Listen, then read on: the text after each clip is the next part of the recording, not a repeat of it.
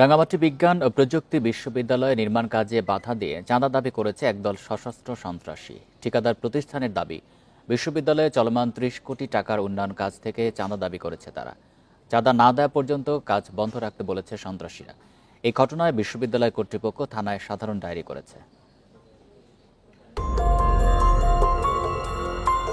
CCTV ফুটেজে দেখা যায় বৃহস্পতিবার রাতে রাঙামাটি বিজ্ঞান ও প্রযুক্তি বিশ্ববিদ্যালয়ে ৭ থেকে ৮ জনের সশস্ত্র সন্ত্রাসী দল প্রবেশ করে। এ সময় বিশ্ববিদ্যালয়ে চলমান উন্নয়ন কাজে বাধা দেয় তারা। পরে ঠিকাদার প্রতিষ্ঠানের কর্মকর্তাদের কাছে চাঁদা না দেয়া পর্যন্ত কাজ বন্ধ রাখতে বলে।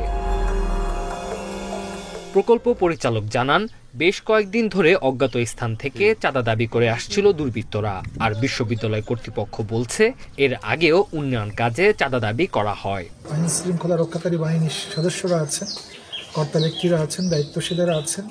নিশ্চয়ই বিষয়টা অত্যন্ত গুরুত্বের সাথে দেখবেন এবং বিশ্ববিদ্যালয়ের এগিয়ে যাওয়ার প্রক্রিয়াটাকে সহজ করে দিবেন, এটা আমরা প্রত্যাশা করি। প্রথম হইতে তা নয়, ইতিপূর্বে আরো 2বার এরকম সশস্ত্রভাবে তারা বাধা দিয়ে গেছে। বিষয়গুলো এই অঞ্চলের প্রশাসনের কাছে আমরা বলেছি, লিখিত এবং মৌখিকভাবে।